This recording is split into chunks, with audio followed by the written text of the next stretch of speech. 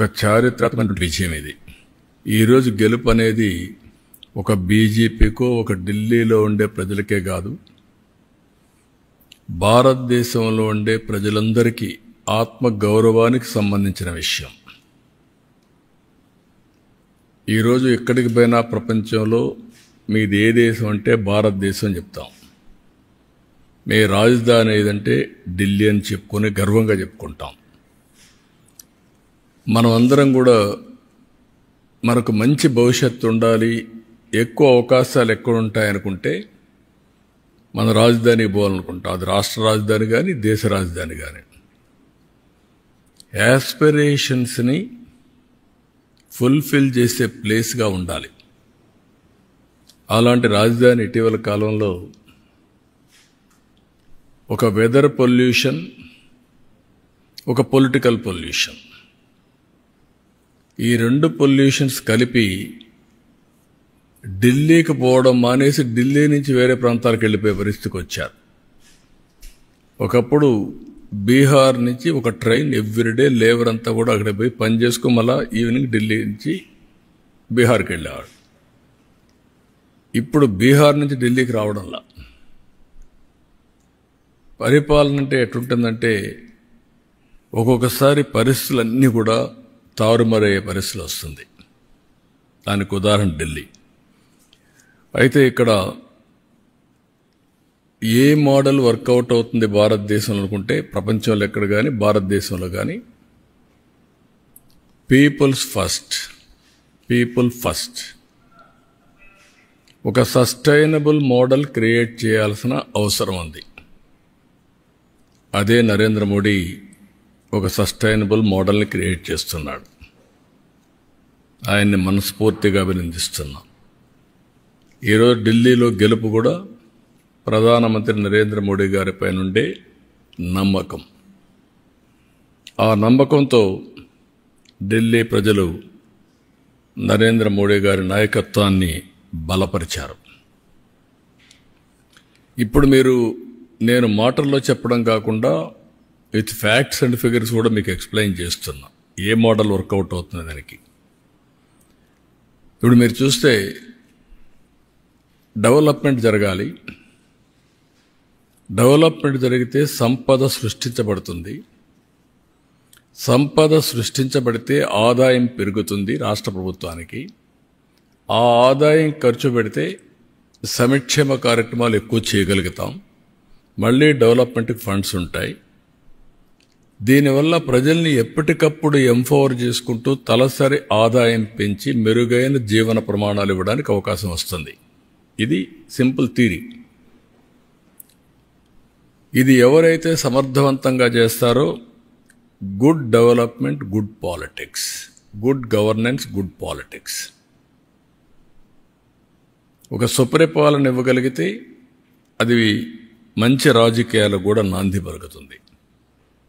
భారతదేశంలో 34 years ఆర్థిక సంస్కరణలు ప్రారంభించి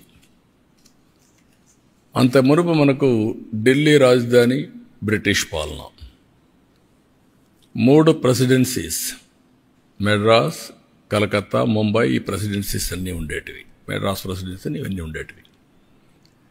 అవి మెగా సిటీస్ మనకు.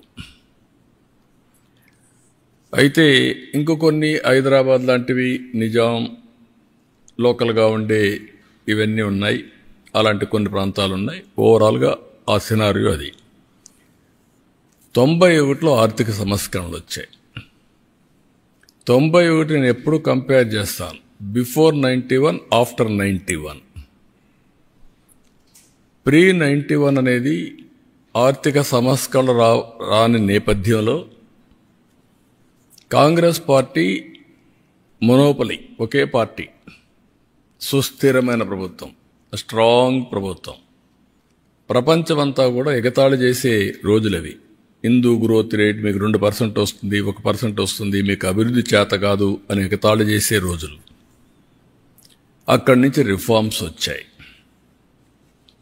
అది కూడా మన తెలుగు బిడ్డ పివి నరసింహరావు తీసుకొచ్చాడు. అక్కడి నుంచి అందరికీ సమాన అవకాశాలు వచ్చాయి. What is the beauty of reform అంటే లైసెన్స్ రాజు పోయింది, అందరికీ సమానమైన అవకాశాలు వచ్చాయి. అక్కడి నుంచి స్టార్ట్ అయింది. అక్కడి నుంచి స్టార్ట్ అయితే మీరు చూస్తే వెరీ ఇంట్రెస్టింగ్ ఒక సినారియో మీకు చూపిస్తాను. మళ్ళీ మీకు కూడా ఇస్తా, మీరు చూసుకోండి. మహారాష్ట్ర 95లో $55 బిలియన్ జిఎస్టిపి, అది $490 బిలియన్ అయింది.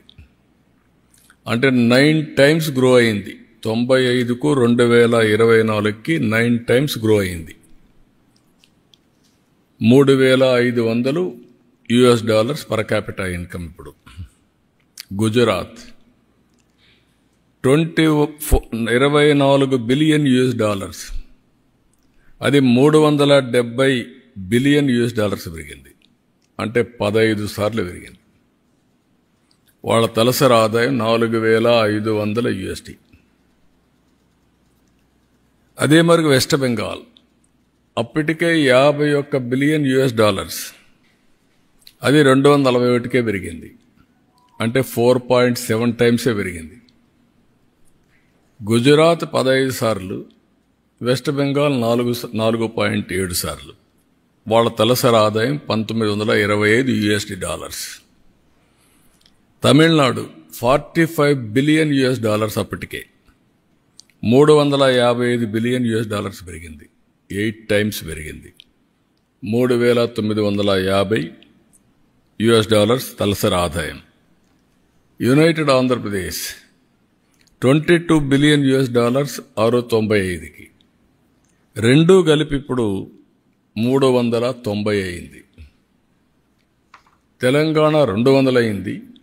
ఆంధ్రప్రదేశ్ 190కి తగ్గిపోయింది. అంటే రెండూ కలిపి మీరు చూస్తే $3,000 పర్ క్యాపిటల్ ఇన్కమ్. దాంట్లో ఆంధ్రప్రదేశ్ 2,40,000కి మిగిలిపోయి వాళ్ళు 3,56,000కి వెళ్ళే పరిస్థితికి వచ్చారు. Difference of governance I'm comparing year. Karnataka 43 billion $290 now billion 7 సార్లే పెరిగింది. తమిళనాడు 8 సార్లు పెరిగింది. కర్ణాటక మనం అనుకుంటున్నాం 7 సార్లే పెరిగింది. ఆంధ్రప్రదేశ్ 12 సార్లు పెరిగింది. ఇది కంబైన్డ్ ఆంధ్రప్రదేశ్ చూస్తే. అదే గుజరాత్ 15 సార్లు పెరిగింది. దీంతో $4,150 వచ్చింది. పాపులేషన్ తక్కువ ఉంది కాబట్టి. యూపీ 38 బిలియన్ నుంచి $356 బిలియన్ అయింది. 9 సార్లు పెరిగింది. $1,160 పర్ క్యాపిటల్, పెద్ద పాపులేషన్. రాజస్థాన్ 33 బిలియన్ అది 175 పెరిగింది. 5 సార్లే పెరిగింది. $2,100 తలసరి ఆదాయం. బీహార్ 7.55 బిలియన్ ఉండేది 120 అయింది. 16 సార్లు పెరిగింది. కానీ ఇప్పుడు కూడా $750 పర్ క్యాపిటల్ ఇన్కమ్ ఉంది. కేరళ 12.5 బిలియన్ నుంచి 160 బిలియన్ అయింది. 12 టైమ్స్ పెరిగింది. $3,500 పర్ క్యాపిటల్ అయింది. ఆల్ ఇండియా 330 బిలియన్ నుంచి $3,570 బిలియన్ పెరిగింది. ఇది 11 టైమ్స్ పెరిగింది. 2,300 మొత్తం తలసరి ఆదాయం. దీంట్లో మీకు గుర్తుపెట్టుకోవాల్సింది, ఇక్కడ మనం అర్థం చేసుకోవాల్సింది, 95లో ఆర్థిక సంవత్సరాలు వచ్చాయి. ఫస్ట్ మూవర్ అడ్వాంటేజ్ టెక్నాలజీ తీసుకున్నాం. అక్కడి నుంచి అందరూ కూడా టెక్నాలజీ కొంత ముందు తీసుకున్నారు, కొంతమంది వెనకాల తీసుకున్నారు. నాలాంటి వాడు అందిపుచ్చుకొని చాలా ముందుకెళ్ళాం. దెన్ డెమోగ్రఫిక్ డివిడెంట్ అందరికీ ఉంది. మనం కొంచెం తొందరపడి పాపులేషన్ కంట్రోల్కి వెళ్ళాం, కొంతమంది పోలేదు, అవన్నీ ఉన్నాయి. కానీ ఇంకా ఎంగేజ్ ఉంది. Then good public policies. అక్కడి నుంచి పోటీ ప్రపంచంలో మంచి పబ్లిక్ పాలసీస్ ఏవైతే తీసుకొచ్చామో, ఒక ఐటీ, ఒక ఇన్ఫ్రాస్ట్రక్చర్ గేమ్ చేంజర్గా మారాయి. వెల్త్ క్రియేషన్ అయింది, ఆపర్చునిటీస్ పెరిగాయి, గ్రోత్ మల్టిప్లైర్ ఎఫెక్ట్లో వెళ్ళిపోయే పరిస్థితికి వచ్చింది. అదే సమయంలో right leader, right time and continuation, it made all the difference. మీరు ఇక్కడ చూస్తే గుజరాత్ 15 సార్లు అందరికంటే హైయెస్ట్ పెరిగింది. ఈరోజు $4,500 వెళ్ళిపోయారు వాళ్ళు. వై? అంత మునుపు ఉన్న ముంబై, కలకత్తా, చెన్నైని డామినేట్ చేసి ముందుకెళ్ళారు. రెండోది టెక్నాలజీ హబ్స్ అయినటువంటి హైదరాబాద్, బెంగళూరు, పూణేను కూడా దాటి ముందుకెళ్ళిపోయే పరిస్థితికి వచ్చారు. అంటే కన్సిస్టెంట్ పాలసీస్, లీడర్షిప్, గ్రోత్, ఇవన్నీ కలిపి it makes all the difference. అందుకే మీరు చూస్తే వెస్ట్ బెంగాల్ $51 బిలియన్ ఉండేది, గుజరాత్ 24 ఉండేది. ఇది రివర్స్ అయిపోయింది. 370 గుజరాత్, 241 వెస్ట్ బెంగాల్. సేమ్ మనుషులు, సేమ్ నీళ్లున్నాయి, సేమ్ అవకాశాలు, సేమ్ రిఫార్మ్స్. ఇవన్నీ కూడా మనం గుర్తుపెట్టుకోవాల్సింది. ఒక లీడర్ కానీ కరెక్ట్గా ప్లాన్ చేస్తే ఏం జరుగుతుందో ఇది ఒక ఎగ్జాంపుల్స్. ఇవన్నీ నేను అందుకే చాలాసార్లు చెప్పాను, భారతదేశానికి రైట్ టైంలో రైట్ లీడర్ నరేంద్ర మోడీజీ. కొంతమందికి ఇష్టమున్నా లేకపోయినా it is the right momentum. అలాంటి లీడర్షిప్ని ఇప్పుడు ఢిల్లీ కూడా ప్రజలు మళ్ళీ ఓట్లేసి గెలిపించారు. ఈ ప్రాసెస్ ఏంటని మన ప్రజలందరూ అర్థం చేసుకోవాల్సింది. కొంతమంది కరప్షన్లో ఇన్వాల్వ్ అవుతారు. ఆటోమేటిక్గా 5 ఏళ్లలో పోతున్నారు, కొంతమంది 10 ఏళ్లలో పోతున్నారు, కొంతమంది లాంగ్ టర్మ్లో కూడా ఉంటున్నారు, కానీ నష్టపోతున్నారు. కొంతమంది సంక్షేమం ఇస్తున్నామని బటన్ నొక్కడం, సంక్షేమ కార్యక్రమాలు ఇస్తున్నామని చెప్పి మాయమాటలు చెప్పడం, దెన్ కరప్షన్ చేయడం. దీంతో ప్రజలు రియలైజ్ చేయడానికి టైం పట్టచ్చు. 1 టర్మ్ పట్టచ్చు, 2 టర్మ్లు పట్టచ్చు. దెన్ ఎక్కడికక్కడ ఈ పొలిటికల్ పొల్యూషన్ చేస్తూ వస్తున్నారు. ఎవరైనా మాట్లాడితే ఎదురుదాడి చేయడం, వాళ్ళని అరెస్టులు చేయడం, లేకుంటే వాళ్ళ మీద ఒత్తిడి పెంచడం, సోషల్ మీడియాలో అవమానం చేయడం, ఒక పొల్యూషన్. ఇష్టానుసారంగా మాట్లాడడం, గర్వంతో మాట్లాడడం, హంబుల్నెస్ లేకుండా పోవడం, ఇవన్నీ వచ్చే పరిస్థితికి వచ్చింది. కానీ పర్ఫార్మెన్స్ మాత్రం లేదు. దానికి 2 ఉదాహరణలు ఏపీ అండ్ ఢిల్లీ. సిమిలారిటీస్ కూడా ఉన్నాయి. ఆ రోజు Delhi model of education, what is that model? నేను బాగా చదువు చెప్పిస్తున్నా, ఓకే. హైయర్ ఎడ్యుకేషన్ ఉందా? లేదు. ఆ తర్వాత కాలేజీలు ఉన్నాయా? లేవు. తర్వాత ఉద్యోగాలు ఉన్నాయా? లేవు. రెండోది మహిళా హాస్పిటల్స్, హెల్త్. ఇంటికి నేను మందులు పంపిస్తున్నా, ఓకే, బాగానే ఉంది. సూపర్ స్పెషాలిటీ హాస్పిటల్ ఉందా? లేదు. ఇవన్నీ చేసిన తర్వాత నీళ్లు ఇచ్చే పరిస్థితులు లేరు. డ్రైనేజ్, డ్రింకింగ్ వాటర్ కలిసిపోయే పరిస్థితి వచ్చింది. ఢిల్లీలో ఎక్కడ చూసినా డస్ట్ బేరకపోయి garbage. It is a city of garbage అయింది. మెయిన్ రోడ్లో ఎవరన్నా విఐపీస్ వస్తే, అంబాసిడర్స్ వస్తే, కంట్రీ హెడ్స్ వస్తే మెయిన్ రోడ్లో గార్బేజ్ ఉండే పరిస్థితికి వచ్చింది. ఏమన్నా టోటలీ పొల్యూషన్. ఏదైతే ఒక సీజన్లో ఢిల్లీలో pollution highest in the world, most polluted city ఏదైనా ఉందంటే ఢిల్లీ దానికి చిరునామా అనే పరిస్థితికి వచ్చాం. అందుకే నేను మొన్న ఎన్నికల్లో చెప్పాను, it is a total failure model. I'm not criticising individuals. It is a failure model. Itself is a failed model. It cannot sustain, it cannot replicate, it cannot be continued. Continue అయ్యే కొద్దికి ఏమవుతుంది, ప్రజలకు bleeding అవుతుంది. ఇంకా ఒకప్పుడు మీరు చూస్తే best examples ఇక్కడ పంజాబ్, మనం గర్వంగా చెప్పుకున్నాడు. పంజాబ్ అంటే ఒకప్పుడు దేశానికి కావాల్సిన సైన్యం అంతా అక్కడి నుంచి వచ్చేవాళ్ళు, దేశాన్ని రక్షించేవాళ్ళు. దేశానికి అవసరమైన ఫుడ్ అంతా గోధుమలు కానీ రైస్ కానీ సప్లై చేసేవాళ్ళు. 5 నదులు ఉన్నాయి. ఈరోజు ఏమైంది పంజాబ్? డ్రగ్స్. ఐటీకి పోలేదు, డ్రగ్స్ వచ్చాయి. అదే సమయంలో పంజాబ్లో ఈరోజు మీరు చూస్తే ఎవ్రీ డే ఒక ట్రైన్ ఢిల్లీకి వస్తుంది క్యాన్సర్ ట్రీట్మెంట్ కోసం.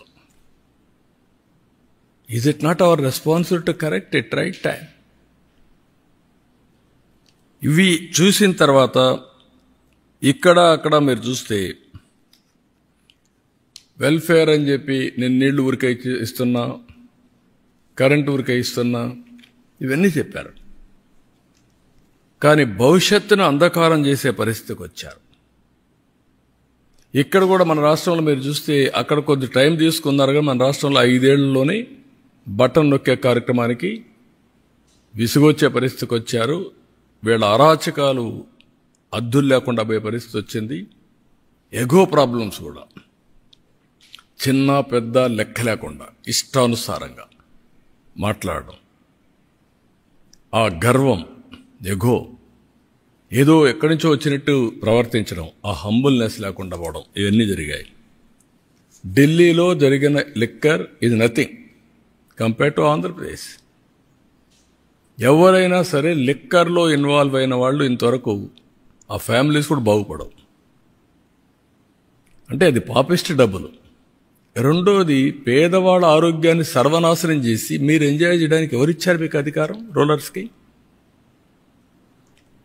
మామూలుగానే లిక్కర్ అనేది నేనున్నప్పుడే ఈఎన్ఏ ఎక్స్ట్రా న్యూట్రల్ ఆల్కహాల్ తయారు చేశాను 2 times న్యూట్రలైజ్ చేయడానికి. ఎందుకు? అందులో ఉండే ఇంప్యూరిటీస్ అన్ని పోవాలి, కొంతవరకు అనేది అవుతుందని. ఇప్పుడు మీరేం చేశారు? రా లిక్కర్ ఇచ్చే పరిస్థితికి వచ్చారు.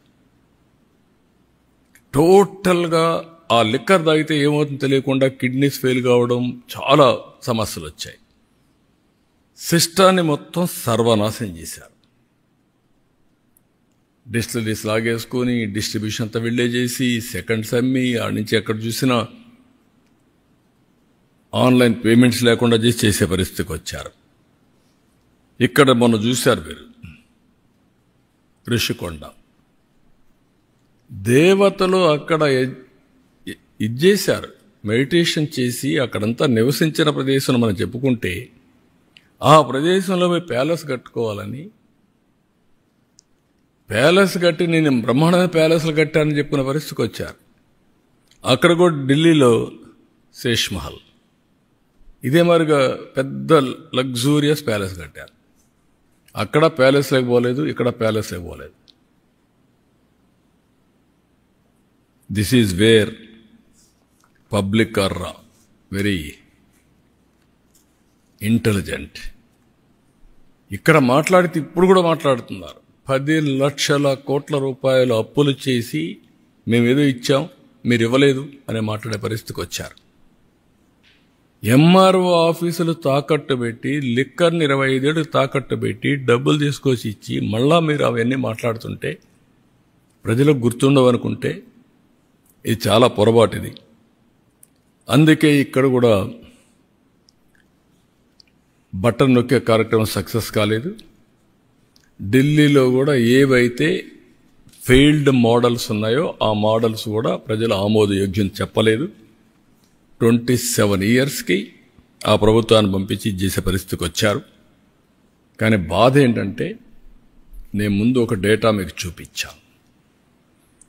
ఈ డేటా ప్రకారం ఏం జరిగింది అని చూస్తే యాస్పిరేషన్స్ ఆఫ్ పీపుల్ టోటల్గా ఆవిరైపోయినాయి. కోరుకున్నారు మాకు సంక్షేమం కావాలి, అభివృద్ధి కావాలి, ఉద్యోగాలు కావాలి అని కోరుకున్నారు. ఓటేసిన పాపానికి వీళ్ళు కాటేసే పరిస్థితికి వచ్చారు. వాళ్ళ భవిష్యత్తునే కాటేసే పరిస్థితికి వచ్చారు. ఇప్పుడు దాంతో ఏమైంది? ఈరోజు వీళ్ళందరి భవిష్యత్తు చూస్తే వాల్యూ ఆఫ్ టైం నిన్న రాదు, ఒక సంవత్సరం టైం పోయి నాకు రాదు. విలువైన కాలాన్ని పోగొట్టుకున్నాం. దాన్ని రికవర్ చేయాలంటే ఇంకా చాలా సమయం పడుతుంది. విధ్వంసం చేయడం చాలా సులభం, దాన్ని నిర్మాణాత్మకంగా పనిచేయడం చాలా కష్టం. ప్రతి ఒక్కరూ మాట్లాడుతూ ఉంటారు, ఇవన్నీ ఎక్కడ అవుతాయి, మాకెందుకు ఇవన్నీ వస్తాయి. అలాంటివన్నీ చేసి మొత్తం ప్రజల అవకాశాలని పూర్తిగా సర్వనాశనం చేసే పరిస్థితికి వచ్చారు. నేను అందుకే మొన్న కూడా చెప్పా, సంపద సృష్టించలేని వ్యక్తులు, ప్రభుత్వానికి ఆదాయం పెంచలేని వ్యక్తులు సంక్షేమ కార్యక్రమాలతో, బటన్ నొక్కే కార్యక్రమంతో డిస్ట్రిబ్యూషన్ చేయడానికి వీళ్ళకి అధికారం లేదు. అది సస్టైనబుల్ మోడల్ కాదు. నేను చాలా ఫర్మ్గా చెప్తున్నా. You create wealth, you concentrate development, you spend money on welfare and empowerment. కంటిన్యూగా చేయండి. వాళ్ళ పర్ క్యాపిటా ఇన్కమ్ పెంచండి, వాళ్ళ జీవన ప్రమాణాలు పెంచండి. ఆ మోడలే సస్టైన్ అవుతుంది. అయితే ఓసారి ఇండియన్ డెమోక్రసీలో ప్రజలు చాలా ఇంటెలిజెంట్. భారతదేశం యొక్క విశిష్టత మనం చూస్తే ప్రతి ఒక్కడికి ఒకే ఓటు ఉంటుంది. ఓటు వేసినాక 5 ఏళ్ళు భరించాల్సి వస్తుంది. 5 ఏళ్ళ తర్వాత చరిత్ర తిరగ రాస్తూ ఉంటారు. కొన్ని దగ్గర 10 ఏళ్ళు కూడా పడతా ఉంది. అయితే ఇది చూసినప్పుడు కులాల పేరుతో, మతాల పేరుతో, ప్రాంతాల పేరుతో కొంతమంది మోసపోయే పరిస్థితులు కూడా ఉంటారు.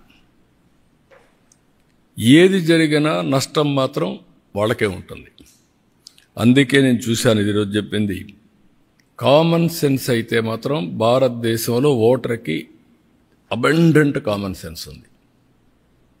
మంచి అని చెప్పే మనస్తత్వం ఉంటుంది. ఒక్కోసారి మోసపోయినప్పుడు మళ్ళీ దానికి అవకాశం కోసం సెర్చ్ చేసే పరిస్థితికి వస్తారు. అదే ఢిల్లీలో జరిగింది, అదే ఆంధ్రప్రదేశ్లో జరిగింది. ఈ మిస్లీడింగ్ వల్ల చాలా కాస్ట్ అవుతుంది. ఒకసారి ఇదైపోయిన తర్వాత మళ్ళీ దాని నుంచి తప్పించుకోవాలంటే చాలా సమయం పడుతుంది.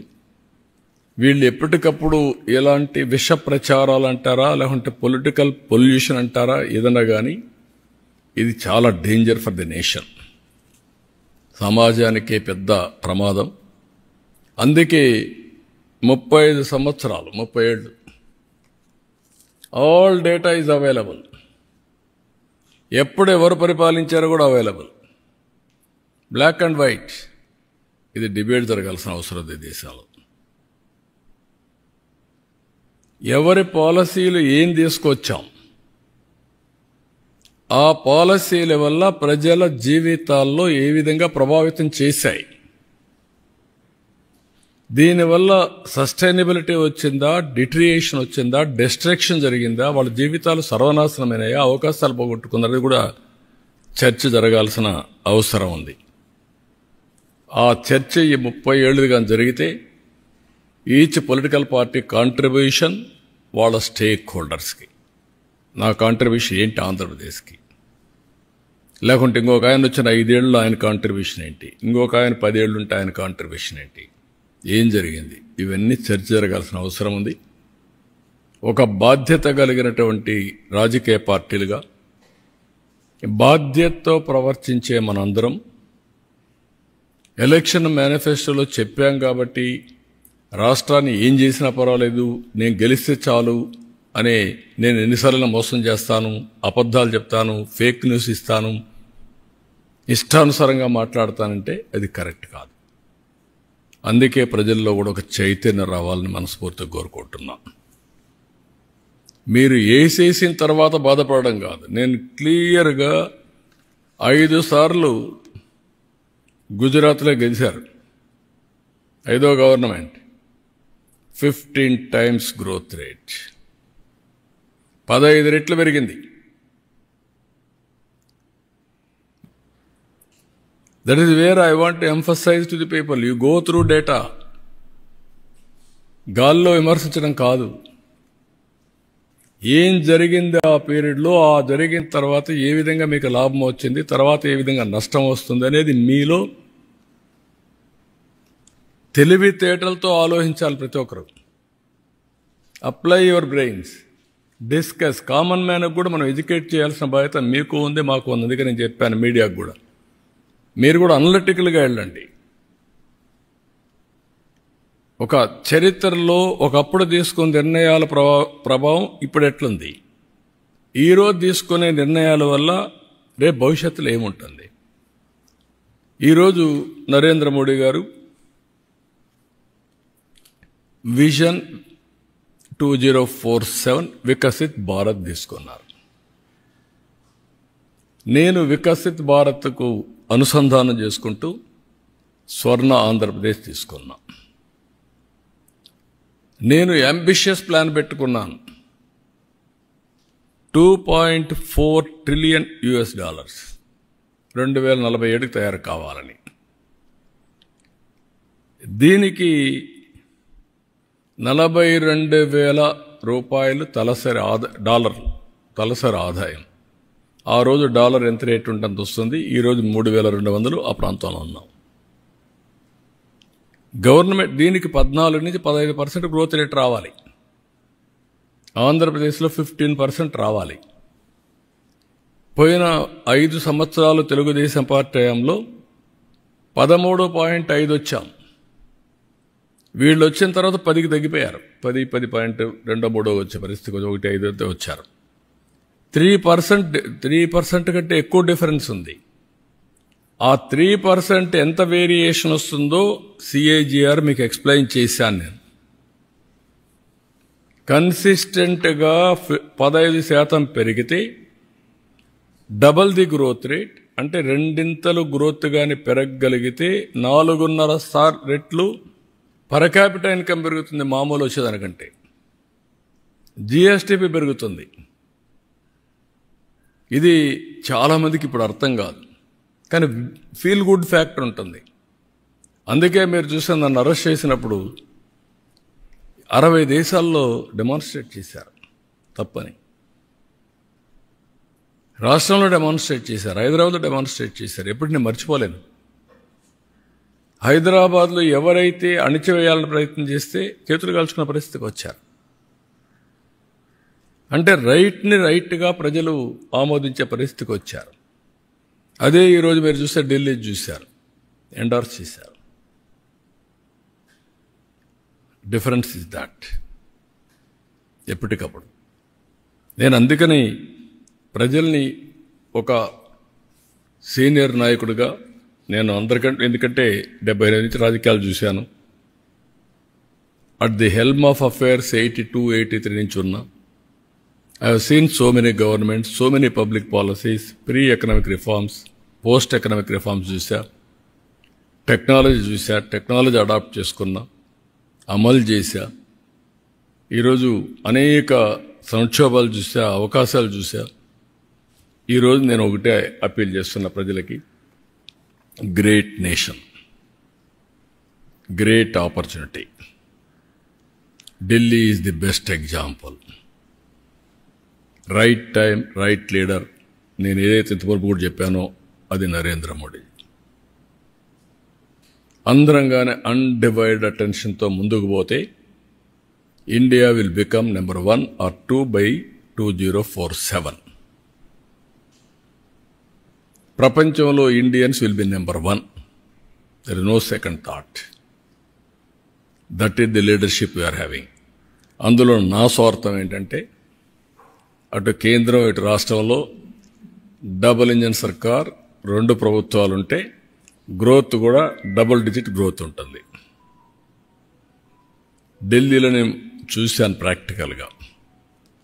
ఆయుష్మాన్ భారత్కు వచ్చే డబ్బులు ఉపయోగించుకోవాలా, సెంట్రల్ గవర్నమెంట్ స్కీమ్స్ ఉపయోగించుకోవాలి. ఉపయోగించుకుంటే కేంద్రానికి క్రెడిట్ వస్తుందని ఉపయోగించుకోకుండా చేసి ప్రజలకు అన్యాయం చేసే పరిస్థితికి వచ్చారు. అదే ఎగో ప్రాబ్లం అంటాం.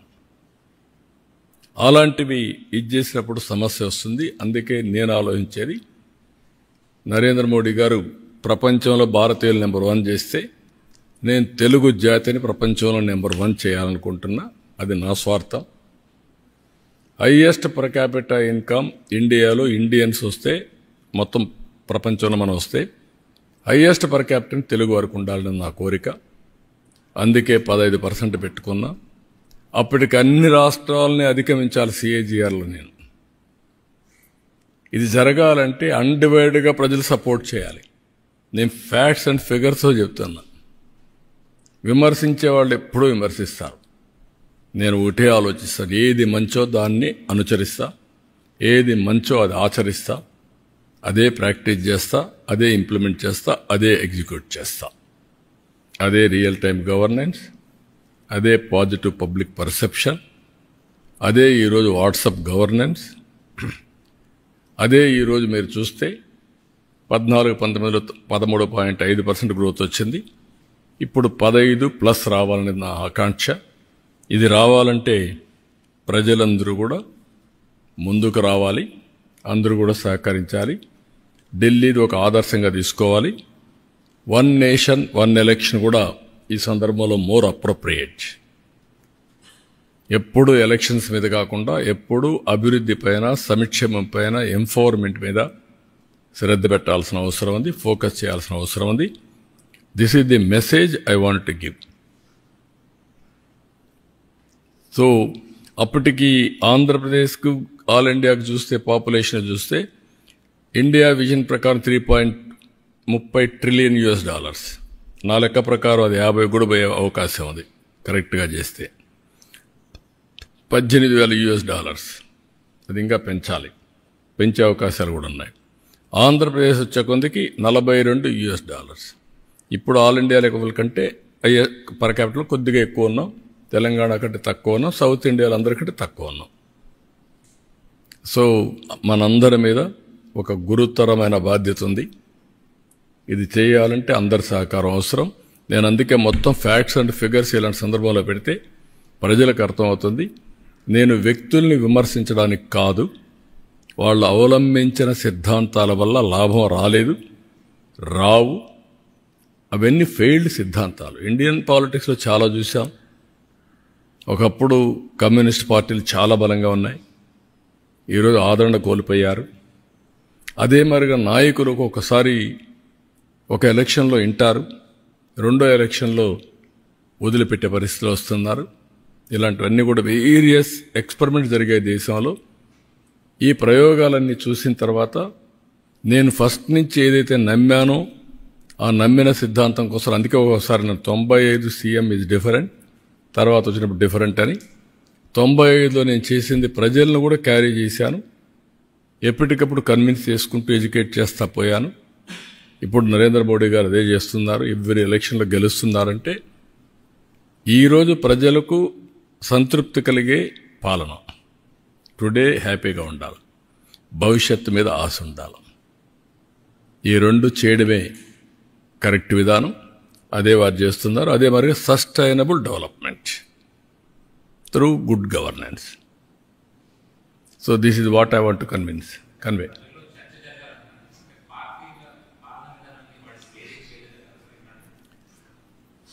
ఇప్పుడు మీరున్నారు, మీరు ఎంత ఇంటలెక్చువల్స్ కదా,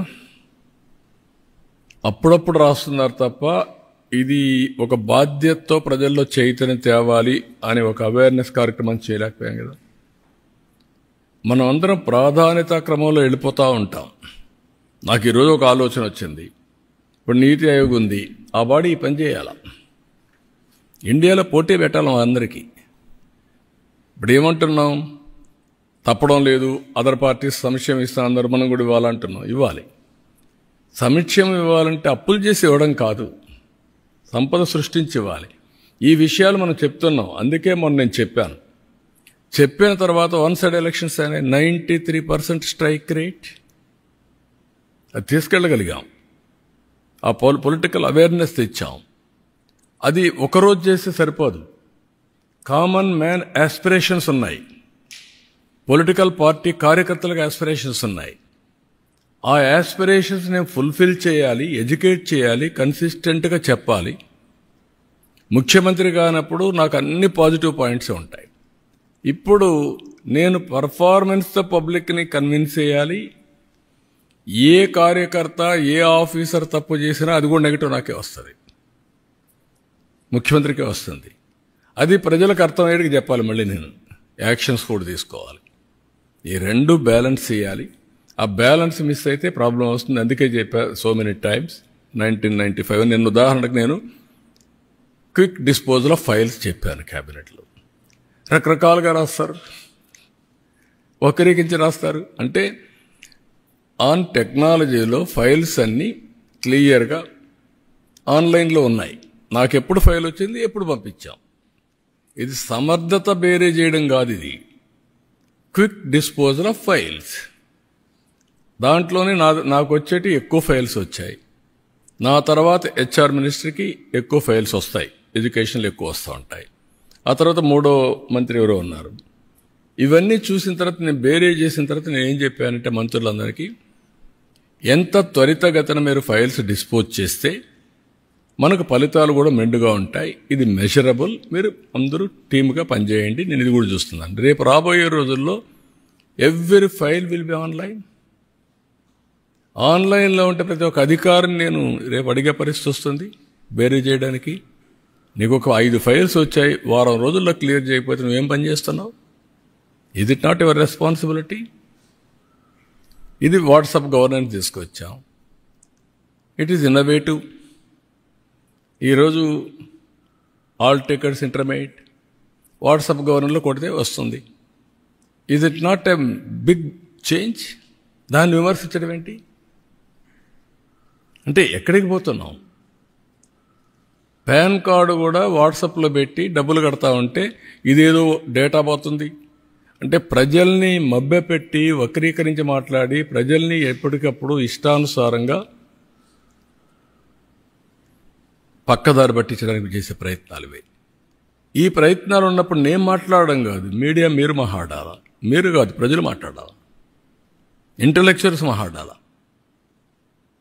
ఎలక్షన్ల ముందు ఓటేయడం కాదు, ఓటేశారు, బాధ్యతగా వేశారు, అవేర్నెస్ వేశారు, మీ ఆస్పిరేషన్స్ ఫుల్ఫిల్ అవుతాయని వేశారు.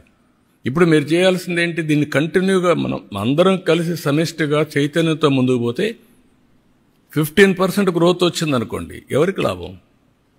రాష్ట్రానికి లాభం, ప్రజలకు లాభం, మీ తలసరి ఆదాయం పెరుగుతుంది. నిన్న ఎండ్ టు ఎండ్ వర్కౌట్ చేశాను, 3 hours కూర్చున్నాను అగ్రికల్చర్లో. సాయిల్ హెల్త్ దగ్గర నుంచి నాశనం చేశారు. ఉదాహరణ సాయిల్ హెల్త్ అంటే ఏంటి? నేను ఒకప్పుడు మైక్రో న్యూట్రియంట్స్ ఫ్రీగా ఇచ్చాను, ఇప్పుడు సాయిల్ టెస్ట్ చేయడం మానేశారు. ఇప్పుడు మళ్ళీ సాయిల్ టెస్ట్ ఇచ్చేసి మైక్రో న్యూట్రియంట్స్ ఇచ్చి Andhra Pradesh farmers are very good. దానికి నేను మనస్ఫూర్తిగా అభినందిస్తున్నా. వెరీ ప్రోగ్రెస్ ఫార్మర్స్ మనవాళ్ళు మీరు చూస్తే ఒక మాట చెప్తే అల్లకపోతారు. వీళ్ళు రాయదుర్గకెళ్ళి వేరే రాష్ట్రాల్లో బ్రహ్మాండంగా వ్యవసాయం చేశారు. ఒకప్పుడు తెలంగాణకి ఇక్కడి నుంచి వెళ్ళిపోయారు, బళ్ళారి ఆ ప్రాంతానికి వెళ్ళారు, ఆఫ్రికాకి వెళ్ళారు, వేరే రాష్ట్రాలకు వెళ్ళారు, ఎక్కడ నీళ్లుంటే అక్కడికి వెళ్ళిపోయారు. వెళ్ళిపోయేసి అవకాశాలు బ్రహ్మాండంగా ప్రూవ్ చేశారు. ఇప్పుడు హార్టికల్చర్ కానీ అక్వాకల్చర్ కానీ స్పైసెస్ కానీ వీఆర్ నెంబర్ 1. ఇక్కడ ఆ మోడల్స్ని క్రియేట్ చేసి మనం ఫెసిలిటేట్ చేస్తే బ్రహ్మాండంగా చేసి palm oil we are number 1.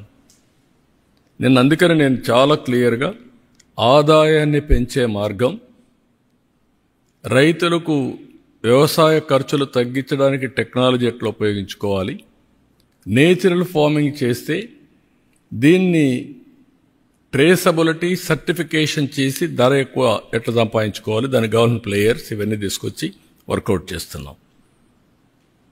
It will take some time, but that is a revolution అవుతుంది. For the last 10 years 8.8% growth వచ్చిన ఏకైక రాష్ట్రం ఆంధ్రప్రదేశ్ అగ్రికల్చర్లో, వ్యవసాయం. నేను వాస్తవంగా ప్రజల్ని, రైతుల్ని మనస్ఫూర్తిగా అభినందిస్తున్నా. ఇది రాబోయే రోజుల్లో ఇంకా పెరుగుతుంది. ఇండియాకే కాదు ప్రపంచానికే ఫుడ్ బాస్కెట్గా తయారవుతుంది ఆంధ్రప్రదేశ్ రాష్ట్రం.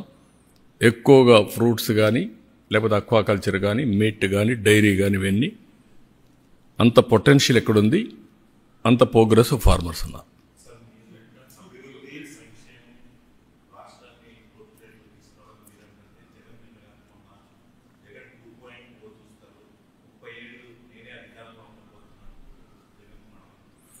నేను చెప్పేది. ఇప్పుడు ఆ గర్వం అనేది ఇప్పుడు ఢిల్లీలో కూడా జరిగింది. ఇలాంటి మోడీలు ఎంతమంది వచ్చా నన్ను ఓడించారన్నారు కదా, ఏమైంది?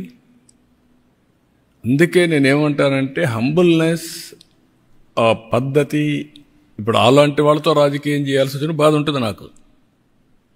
Over a period of time నేను సిద్ధాంతపరంగా రాజకీయం చేశాను తప్ప వ్యక్తిగత రాజకీయాలు నేను ఎప్పుడూ చేయలేదు నా లైఫ్లో.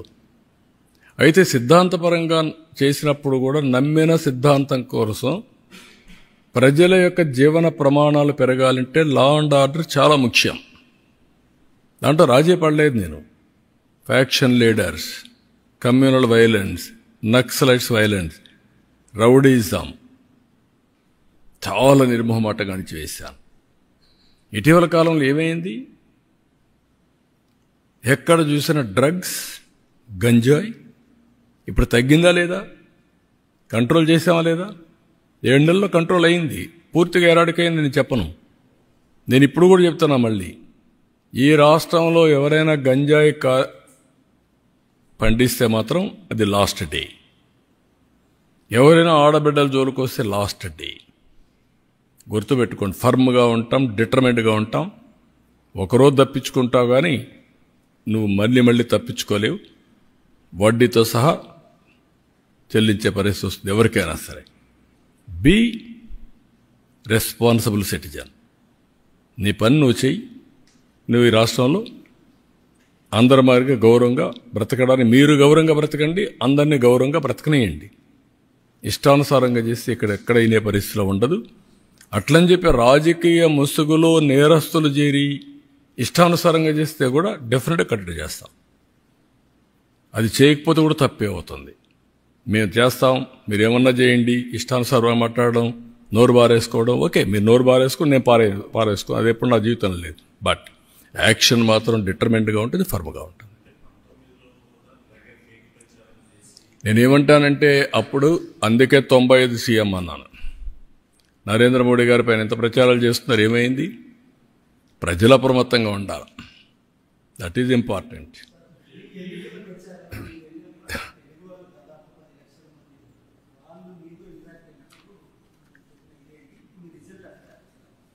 నేననేదంటే నేను పోయిన దానికి వచ్చిందనేది కాదు. ఇది వెరీ క్లియర్, మీరందరూ గుర్తుపెట్టుకోవాలి. ప్రధానమంత్రి నరేంద్ర మోడీ గారి పైన నమ్మకం ఇది.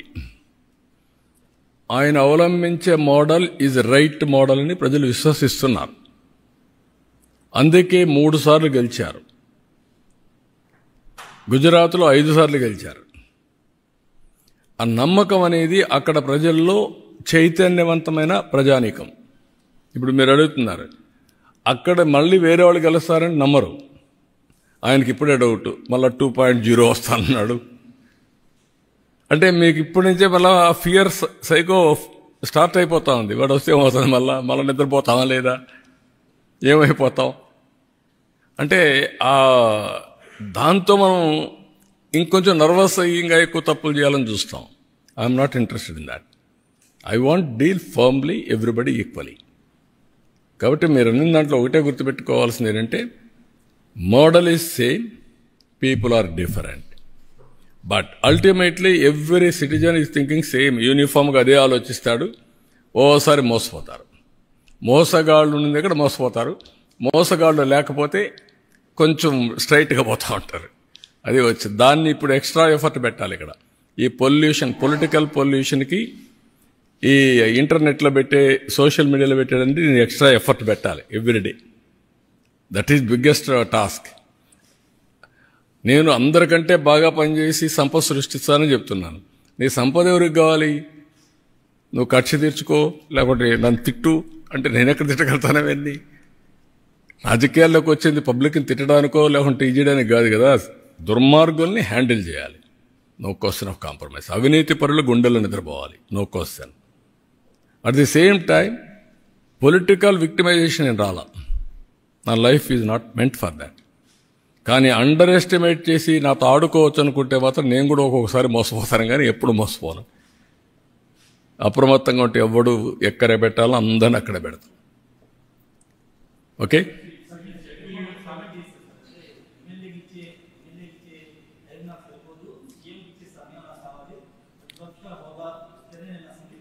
దాన్ని ఏమంటారు బ్రదర్? నువ్వు నన్ను అడుగుతున్నావు ఏమంటావు దాన్ని? నీతో ఎవరన్నా మాట్లాడుతున్నావు ఏమంటావు? ఒప్పుకుంటావా? మీ ఇంట్లో నీకు ఆ మధ్య మాట్లాడితే నీ పక్కన మాట్లాడితే ఒప్పుకుంటావు వారిగా? మరి ఇక్కడ ఎందుకు ఒప్పుకుంటున్నావు అంటే నువ్వు ఎందుకు అడుగుతావు నన్ను? దట్ ఈజ్ వేర్ అదే ప్రాబ్లం. మీకు అక్కడే చెప్పాలా మీకు ధైర్యం ఉంటే. ఏమయ్యా నీకు ఎమ్మెల్యేగా ఓటేశారు, ఎంపీగా ఓటేస్తే ఎంపీగా ఉంటాడు తప్ప ప్రతిపక్ష స్థానానికి వేయకపోతే నాకు ప్రతిపక్ష స్థానం ఇవ్వాలి, పీఎంతో సమానంగా ఇవ్వాలంటే ఎందుకు ఇస్తారండి? ఎందుకు ఇవ్వాలంటున్నా?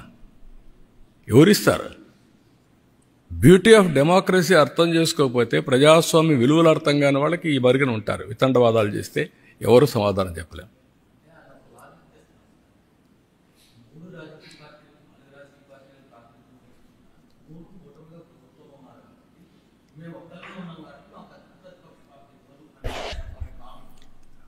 నీ భావన ఆయన భావన కాదు కావాల్సింది, ప్రజల భావన, ప్రజాస్వామ్య విలువలు, ప్రజల భావన. నేను ఎగతాళి చేయడం లేదు. We will respect people. మీరు పేపర్లో రాసినా వాస్తవం ఉంటే నేను వింటాను. ఇష్ట ప్రకారం రాస్తే నేను వినకపోవచ్చు, చదవకపోవచ్చు. అదే సమయంలో నేను నీ మీద బురద జల్లేస్తాను, గుడ్డగాల్చి ముఖానేస్తా, కడుక్కొని వెవ్విరిడంటే కుదరదు. I have to say very emphatically, damage చేస్తాను, ఇదే మరి చేస్తాను అంటే కుదరదు. That is where I'm saying. మీ డెమోక్రసీలో ఎందుకంటే నేను ముఖ్యమంత్రి స్థానంలో కూర్చుంటాను, నాకు ఓట్లు వేసారంటే ఎట్ అవుతుందండి? Be clear. ఒక ప్రైమ్ మినిస్టర్ని, ఒక ప్రెసిడెంట్ని, లేకుంటే ఒక చీఫ్ మినిస్టర్ని ఎన్నుకునేది ఆ రాజకీయ పార్టీకి ఓట్లు వేసినప్పుడు వస్తారు. 1/10 ఓట్లుంటే ప్రతిపక్ష స్థానం ఇస్తారు. మెంబర్స్ని పెట్టుకొని ప్రపోర్షనేట్గా టైం ఇస్తారు.